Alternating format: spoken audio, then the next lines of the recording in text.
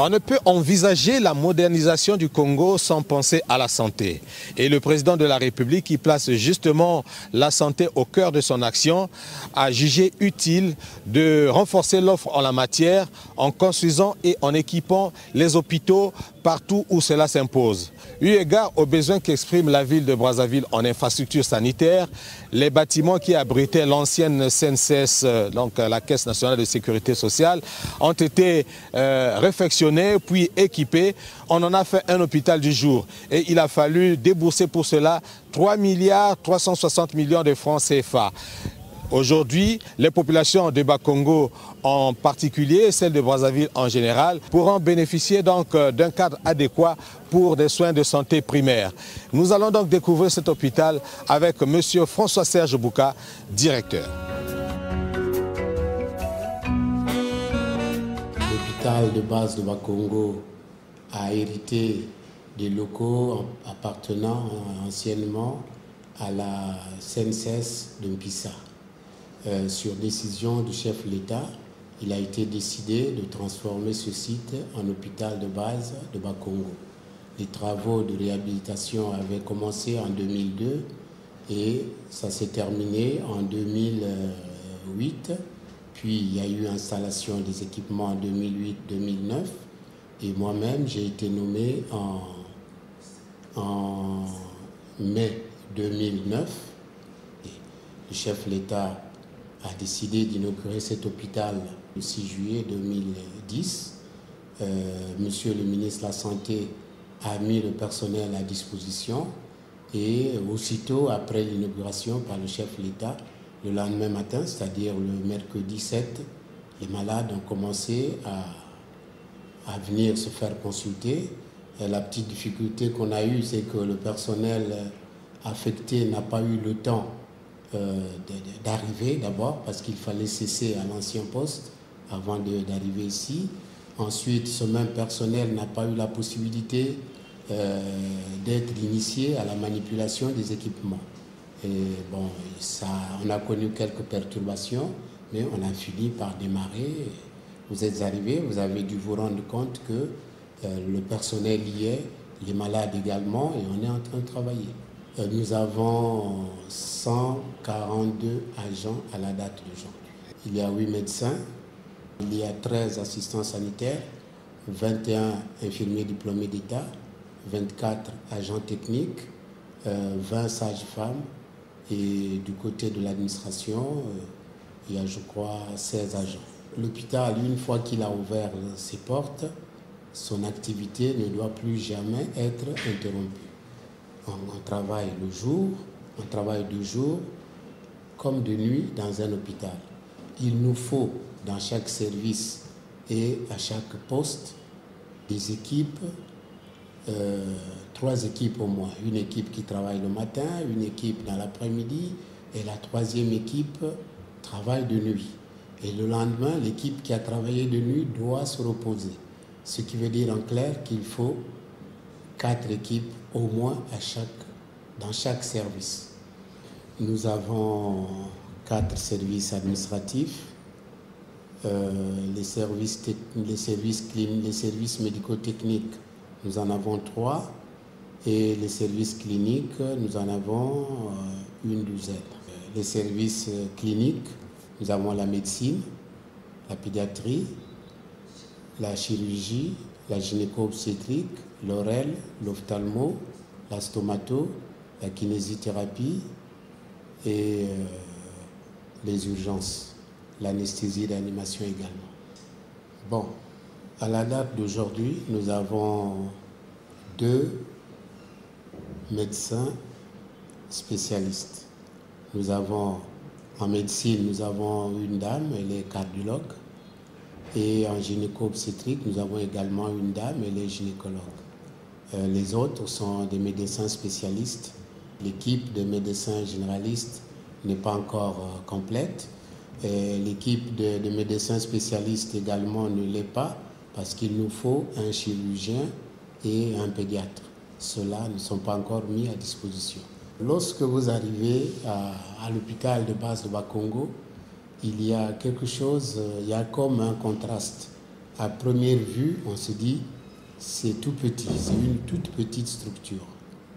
Et lorsqu'on y entre et qu'on visite, on regarde les différents services, on se rend compte que l'hôpital dispose d'un plateau technique très relevé. Le matériel qui a été installé ici, si je ne m'abuse, n'existe nulle part ailleurs dans Brazzaville, si ce n'est qu'à l'hôpital général de Djouzi, où le fournisseur a été le même. Nous n'avons peut-être pas cette prétention de mieux faire que le CHU, mais du point de vue de l'équipement que nous avons, nous rivalisons correctement le CHU.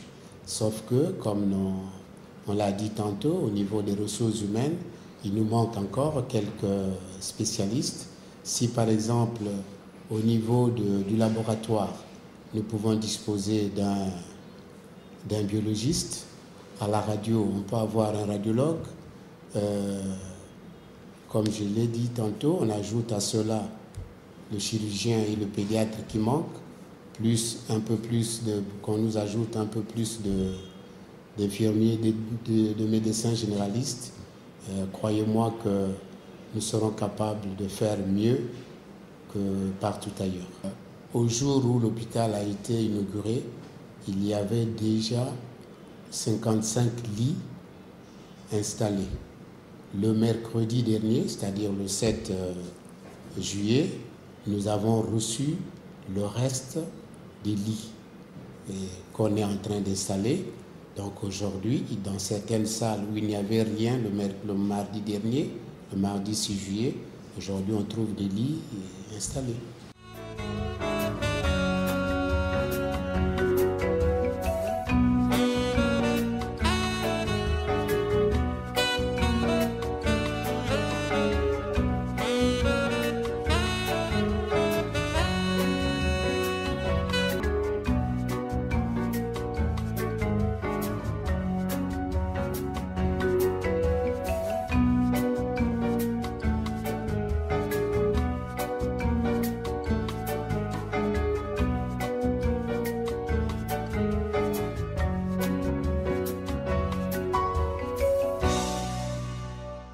Cette zone est rarement alimentée en électricité et depuis que nous sommes ici, nous n'avons jamais vu une goutte d'eau tomber au robinet. Les autorités ont pris cette situation au sérieux. L'hôpital dispose d'un forage. L'hôpital dispose d'un forage et d'une bâche à eau de 5000 litres. L'hôpital dispose également d'un groupe électrogène de 220 kVA. Le délégué général des grands travaux, lors d'une de ses visites ici avant l'inauguration, avait pensé qu'il fallait doter cet hôpital d'un deuxième groupe, connaissant justement les difficultés qu'il y a de s'approvisionner en électricité ici. Donc, le deuxième groupe est arrivé, il est sur site, mais il n'est pas encore installé. Donc actuellement, nous travaillons avec la SNE quand le courant arrive. Et quand la SNE ne peut pas nous alimenter, nous travaillons avec le premier groupe, celui de 220 kVA. Je parlais tantôt de l'initiation du personnel à la manipulation. Le point de départ se situe à ce niveau. Il faudrait que le personnel qui utilise le matériel sache comment l'utiliser en respectant scrupuleusement les différentes instructions prévues à cet effet. Deuxièmement, cette initiative a déjà commencé? Elle a commencé, c'est la société EMS qui a équipé l'hôpital, qui se charge de ce type de formation. Elle a commencé au laboratoire, par exemple, et à la radiologie. Bien. Et à cette occasion, on apprend au personnel à s'imprégner des premiers gestes à faire pour l'entretien des équipements. À ce niveau, je peux vous dire que nous y veillerons pour que ce matériel soit préservé le plus longtemps possible. Mais le deuxième moment, c'est celui à supposer qu'il y ait des pannes. Il faut recourir à un technicien qui a étudié dans le domaine de la maintenance biomédicale. À ce moment, les techniciens ne courent pas les rues. On n'en a pas encore affecté à l'hôpital. Ma hiérarchie est à la recherche de ce technicien. Le message ne peut pas manquer. Bon, d'abord, c'est des remerciements au chef de l'État et à toutes les autorités qui se sont impliquées dans la réalisation de ce projet. À l'endroit du personnel, je dis tout simplement que le président de la République et le gouvernement de la République également nous ont fait confiance en nous affectant ici. Nous avons cet honneur qui nous est fait de démarrer les activités de cet hôpital. Nous n'avons pas le droit de faire comme ça se passe partout ailleurs. Nous devons essayer, nous devons sortir, comme le disait notre ministre lors de la cérémonie inaugurale de cet hôpital. Monsieur le ministre de la Santé avait parlé du changement du logiciel mental. Autrement dit, c'est une invite au personnel de santé à sortir de mauvaises habitudes pour être mieux, plus accueillant et plus serviable devant les malades. Nous allons veiller à cela pour que on n'insulte pas les malades, pour que le malade ne reste pas abandonné dans un coin 10, 15, 20 minutes sans être regardé. Nous allons veiller à ce que le personnel soit ponctuel. Voilà. Il y a aussi autre chose, c'est le volet financier. Quand un malade arrive, lorsqu'on sait qu'il n'a pas d'argent, on l'abandonne dans un coin, mais nous sommes un service public. Nous ne sommes pas une entreprise qui doit générer des bénéfices en fin d'exercice. Nous sommes un service public, nous avons le devoir d'accueillir tous les malades qui viennent à l'hôpital. Et enfin, je m'adresse à la population.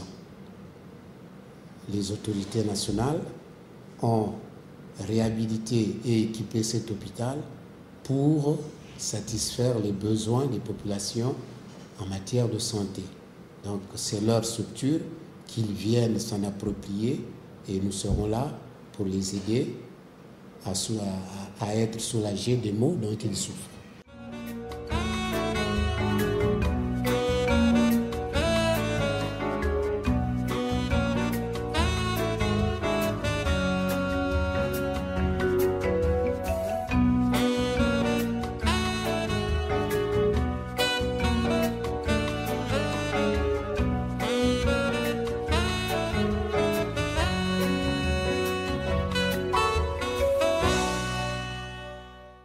Monsieur François-Serge Bouka, le directeur de l'hôpital, nous l'a dit. L'hôpital de Bakongo dispose d'un plateau technique très relevé qu'on ne trouve nulle part à Brazzaville. Et ici, nous nous trouvons dans le laboratoire où nous avons monsieur, comment vous appelez ?